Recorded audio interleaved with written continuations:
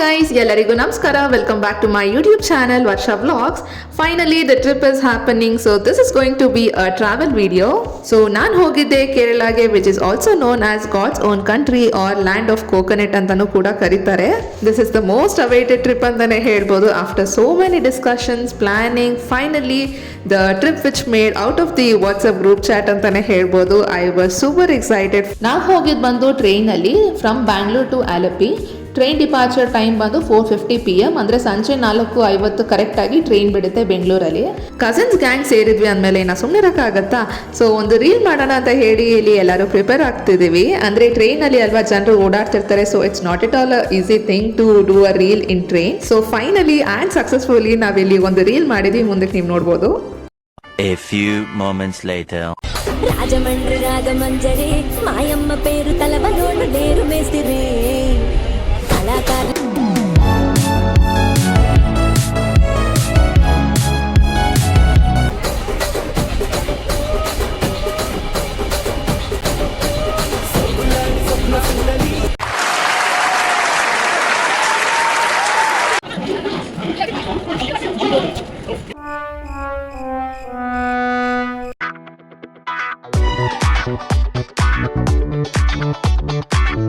ಈ ರೀಲ್ನ ಟ್ರಾನ್ಸಿಷನ್ ವಿಡಿಯೋನ ನಾನು ನೆಕ್ಸ್ಟ್ ವ್ಲಾಗಲ್ಲಿ ಹಾಕ್ತೀನಿ. ಆ್ಯಂಡ್ ಸಾಂಗ್ನ ನಾನು ಕಂಪ್ಲೀಟಾಗಿ ಹಾಕೋದಕ್ಕೆ ಆಗಲ್ಲ, ಬಿಕಾಸ್ ಕಾಪಿ ರೈಟ್ಸ್ ಬೀಳುತ್ತೆ. ಟ್ರೈನ್ ಫುಡ್ನ ಯೂಶಲಿ ನಾವು ಪ್ರಿಫರ್ ಮಾಡಲ್ಲ, ಹಾಗಾಗಿ ಊಟನ ಮನೆಯಿಂದನೇ ತೊಗೊಂಡು ಬಂದಿದ್ವಿ.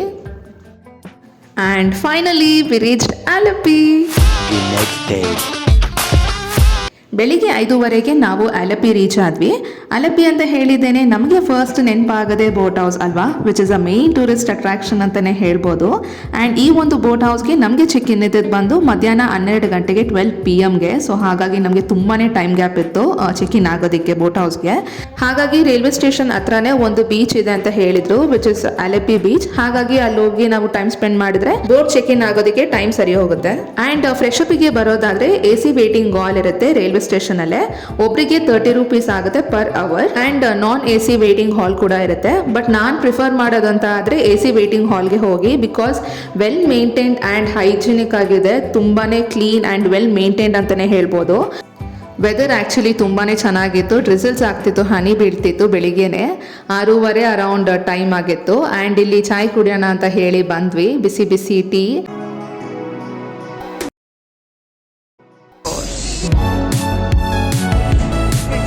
ಟೀ ಕುಡಿದಾದ್ಮೇಲೆ ನೆಕ್ಸ್ಟ್ ನಮ್ಮ ಪಯಣ ಬಂದು ಬೀಚ್ ಕಡೆಗೆ. ಈ ಒಂದು ಆಲಪ್ಪಿ ಬೀಚ್ ರೈಲ್ವೆ ಸ್ಟೇಷನಿಂದ ವೆರಿ ವಾಕಬಲ್ ಡಿಸ್ಟೆನ್ಸಲ್ಲೇ ಇರೋದು. ಜಸ್ಟ್ ಒಂದು 850 ಮೀಟರ್ ಟು 1 ಕಿಲೋಮೀಟರ್ ಅಷ್ಟಲ್ಲೇ ಬರುತ್ತೆ. ಆ್ಯಂಡ್ ನೆಕ್ಸ್ಟ್ ಇಲ್ಲಿ ನೀವು ನೋಡ್ತಿರೋದು ಬಂದು ಬೀಚ್ ಔಟ್ಸೈಡ್. ಈ ರೀತಿ ಫಿಶ್ ಎಲ್ಲ ಸೀ ಫುಡ್ ಎಲ್ಲ ಇಟ್ಕೊಂಡಿದ್ರು. ಮಾರ್ನಿಂಗ್ ಅರೌಂಡ್ ಟೈಮ್ ಬಂದು 7:30 ಅರೌಂಡ್ ಆಗಿತ್ತು. ಆ್ಯಂಡ್ ನಾವಿಲ್ಲಿ ಬೀಚ್ ಕಡೆಗೆ ಹೊರಟ್ವಿ, ಬಿಕಾಸ್ ಬಿಸಿಲು ಸ್ಟಾರ್ಟ್ ಆಗೋದಕ್ಕಿಂತ ಮುಂಚೆ ಬೀಚ್ಗೆ ಹೋಗಿ ಬರೋಣ ಅಂತ ಹೇಳಿ. ಇಲ್ಲಿ ನೀವು ನೋಡ್ಬೋದು, this is the entrance to Alleppey beach.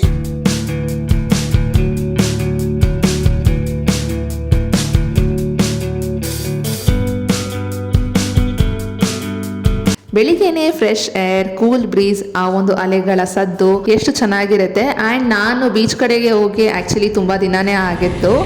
And ಆ ಒಂದು ವೇವ್ಸ್ ಸೌಂಡ್ ಕೇಳ್ತಿದ್ದಂಗೆ ಎಷ್ಟು ಖುಷಿ ಆಗುತ್ತೆ. You can see that excitement in my face also.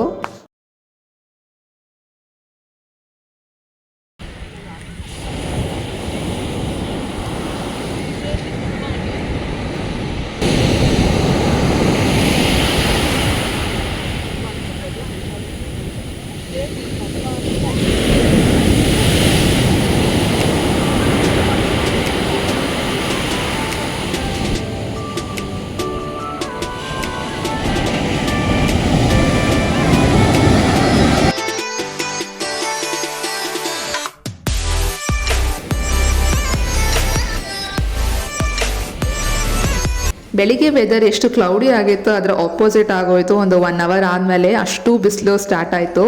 And ಇಲ್ಲಿ ನಾವು ಸ್ವಲ್ಪ ಫೋಟೋಸ್ ತೊಗೊಂಡು, ಹಾಗೆ ಇನ್ನು ಕಸಿನ್ಸ್ ಎಲ್ಲರೂ ರೀಲ್ಸ್ ಸ್ವಲ್ಪ ಮಾಡಿದ್ವಿ. ಟೈಮ್ ಅಂತೂ ಹೇಗೆ ಪಾಸ್ ಆಯ್ತು ಅಂತಲೇ ಗೊತ್ತಾಗಲಿಲ್ಲ, ಬಿಕಾಸ್ ಒಂದು ರೀಲ್ ಮಾಡಬೇಕಾದ್ರೆ ಬಿಹೈಂಡ್ ದ ಸೀನ್ಸ್ ಅಷ್ಟು ಫನಿ ಆಗಿರುತ್ತೆ. ಬಿಕಾಸ್ ಒಬ್ರು ಕರೆಕ್ಟಾಗಿ ಮಾಡಿದ್ರೆ ಇನ್ನೊಬ್ರು ಇನ್ನೊಂದು ರೀತಿ ಮಾಡಿರ್ತೀರಿ. ಸೊ ಇನ್ನು ನಕ್ಕೊಂಡು ಎಲ್ಲರೂ ಕರೆಕ್ಟಾಗಿ ಮಾಡೋ ಅಷ್ಟರಲ್ಲಿ ಹಿಂಗೆ ಪಟ್ ಅಂತ ಟೈಮ್ ಹೊಟ್ಟೋಗಿರುತ್ತೆ. ಆ್ಯಂಡ್ ಇನ್ನು ನಾವು ಹೊರಟ್ವಿ ಆಲ್ಮೋಸ್ಟ್ 9 ಗಂಟೆಗೇ ಸಖತ್ ಬಿಸಿಲು ಸ್ಟಾರ್ಟ್ ಆಗೋಗಿತ್ತು ಬೆಳಿಗ್ಗೆನೆ. ಹೊಟ್ಟೆ ಅಂತೂ ಜೋರಾಗಿ ಹಶ್ವಾಗ್ತಿತ್ತು ಬಿಕಾಸ್ ನಾವಿನ್ನೂ ಬ್ರೇಕ್ಫಾಸ್ಟ್ ಮಾಡಿರಲಿಲ್ಲ ಆ್ಯಂಡ್ ಬೀಚಿಂದ ಇನ್ನು ಇಲ್ಲಿ ಹೋಟೆಲಿಗೆ ಬರೋ ಅಷ್ಟರಲ್ಲಿ ಇದ್ದಿದ್ದು ಎನರ್ಜಿ ಕೂಡ ಡ್ರೈನ್ ಆಗೋಯ್ತು ಆ ಒಂದು ಬಿಸಿಲಲ್ಲಿ. Cruising down the highway, windows down low. Sunset paints the sky in a fiery glow. Mountains rise up, touching clouds above. Valleys below, filled with whispers of love. On this road, every scene's a delight. ಕರ್ನಾಟಕದ ವರ್ಷ ಇಲ್ಲಿ ನಾವು breakfast ಮುಗಿಸ್ಕೊಂಡು ಇನ್ನು ಕರೆಕ್ಟಾಗಿ bus ಬಂತು railway ಸ್ಟೇಷನ್ಗೆ. ನಾವು ಕೂಡ ಆ್ಯಕ್ಚುಲಿ ರೈಲ್ವೆ ಸ್ಟೇಷನ್ಗೆ ಹೋಗಬೇಕಾಗಿತ್ತು ಬಿಕಾಸ್ ನಾವು ಲಗೇಜ್ ಎಲ್ಲ ಲಾಕರ್ಸಲ್ಲಿ ಇಟ್ಟಿದ್ವಿ. ರೈಲ್ವೆ ಸ್ಟೇಷನ್ನಲ್ಲಿ ಈ ಲಾಕರ್ಸ್ ಒಂದು ಫೆಸಿಲಿಟಿ ಇರುತ್ತೆ, ಸೊ ಅಲ್ಲಿ ಇಟ್ಬಿಟ್ಟು ನಾವಿಲ್ಲಿ ಬೀಚ್ಗೆ ಬಂದಿದ್ದು.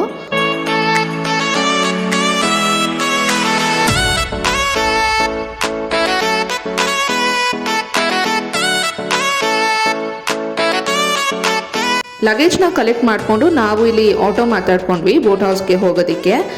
ಇಲ್ಲಿಂದ ಐ ಗೆಸ್ 2 or 3 ಕಿಲೋಮೀಟರ್ಸ್ ಏನೋ ಇತ್ತು ನಮಗೆ ಬೋಟ್ ಹೌಸ್ಗೆ ಡಿಸ್ಟೆನ್ಸ್ ಬಂದು. ಟ್ರೈನ್ ಟಿಕೆಟ್ ಪ್ರೈಸ್ಗೆ ಬರೋದಾದರೆ ಒಬ್ಬರಿಗೆ 385 ರುಪೀಸ್ ಆಗುತ್ತೆ ಫ್ರಮ್ ಬ್ಯಾಂಗ್ಳೂರ್ ಟು ಅಲಪಿ ನಾನು ಹೇಳ್ತಿರೋದು. ಸೊ ಇದು ಬಂದು ಕೊಚ್ಚುವೇಲಿ ಎಕ್ಸ್ಪ್ರೆಸ್ ಅಂತ. ಇದು ಬಂದು ಮೈಸೂರಿಂದನೇ ಸ್ಟಾರ್ಟ್ ಆಗುತ್ತೆ, but we boarded from Majestic, ಅಂದರೆ ಬ್ಯಾಂಗ್ಳೂರಿಂದ ನಾವು ಹೊರಟಿದ್ದು. ಸೊ ಒಬ್ಬರಿಗೆ 385 ರುಪೀಸ್ ಆಗುತ್ತೆ. ಸೊ ರೌಂಡ್ ಟ್ರಿಪ್ ಬಂದು 770 ರುಪೀಸ್ ಆಗುತ್ತೆ ಒಬ್ಬರಿಗೆ.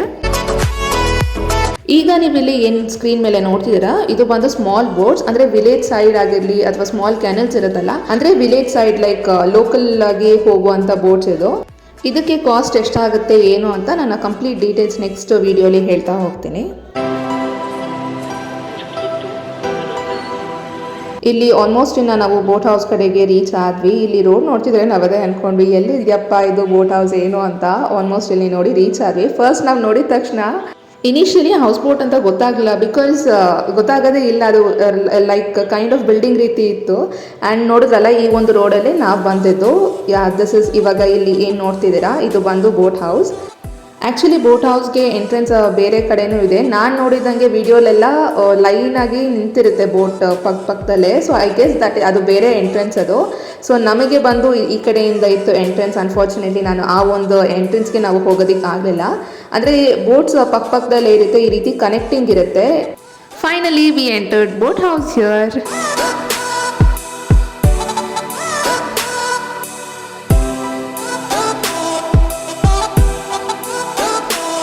ಇಲ್ಲಿ ನೋಡ್ಬೋದು ಇದೊಂದು ಬೋಟ್ ಪಕ್ಕದಲ್ಲಿ, ಹಾಗೆ ಹೇಳದ್ನಲ್ಲ ಪಕ್ಕದಲ್ಲೇ ಒಂದೊಂದು ಬೋಟ್ ಇರುತ್ತೆ. ಈ ರೀತಿ ಕನೆಕ್ಟರ್ಸ್ ಇಟ್ಟಿರ್ತಾರೆ ಬೋಟಿಗೆ, 2 ಬೋಟಿಗೆ ಕನೆಕ್ಟರ್ಸ್ ಇಟ್ಟಿರ್ತಾರೆ. ಸೊ ದ್ಯಾಟ್ ವಿ ಕ್ಯಾನ್ ಒಂದು ಬೋಟಿಂದ ಇನ್ನೊಂದು ಬೋಟಿಗೆ ಹೋಗ್ಬೋದು. ಸೊ ಇಲ್ಲಿ ನೀವೇನು ನೋಡ್ತಿದ್ದೀರಾ ಇದು ಬಂದು ನಮ್ಮ ಬೋಟ್ ಇದು, ನೀವು ನೋಡಿದ್ರಲ್ಲ. ಸೊ ಈ ರೀತಿ ಪಕ್ಕನೇ ಈ ರೀತಿ ಬೋಟ್ಸ್ ಇರುತ್ತೆ. ಆ್ಯಂಡ್ ಹೌಸ್ ಬೋಟ್ನ ಕಂಪ್ಲೀಟ್ ಟೂರ್ ಆಗಿರಲಿ, ಏನೇನಿತ್ತು, ಹೇಗಿತ್ತು, ಒನ್ ಡೇ ನಾವು ಸ್ಟೇ ಆಗಿದ್ದು ಹೇಗಿತ್ತು, ಎಕ್ಸ್ಪೀರಿಯನ್ಸ್ ಏನು ಅಂತ ಕಂಪ್ಲೀಟ್ ಡೀಟೇಲ್ಸ್ ನಾನು ನೆಕ್ಸ್ಟ್ ವ್ಲಾಗಲ್ಲಿ ಎಕ್ಸ್ಪ್ಲೇನ್ ಮಾಡ್ತೀನಿ. ಆ್ಯಂಡ್ ಇಲ್ಲಿ ನಾವು ರೀಚ್ ಆದ್ವಿ. So this is our stay. And ಇನ್ನು ರೀಚ್ ಆಗಿದ ತಕ್ಷಣ ನಮ್ಗೆ ಇಲ್ಲಿ ವೆಲ್ಕಮ್ ಡ್ರಿಂಕ್ ಆಗಿ ಲೆಮನ್ ಜ್ಯೂಸ್ನ ಕೊಟ್ಟರು.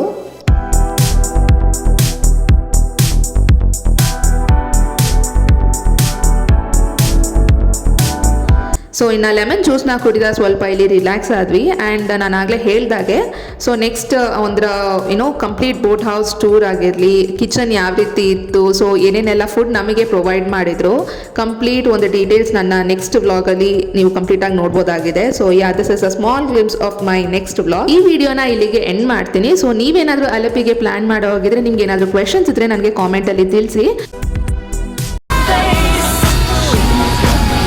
ವಿಡಿಯೋ ನೋಡ್ತಿರೋರು ಪ್ಲೀಸ್ ಚಾನಲ್ಗೆ ಸಬ್ಸ್ಕ್ರೈಬ್ ಮಾಡ್ಕೊಳ್ಳಿ. ನೀವು ಸಬ್ಸ್ಕ್ರೈಬ್ ಮಾಡ್ಕೊಳ್ಳೋದು ತುಂಬಾ ಇಂಪಾರ್ಟೆಂಟ್ ಆಗುತ್ತೆ. ಹಾಗಾಗಿ please do subscribe and like the video. Thanks for watching. Until then take care. Bye bye.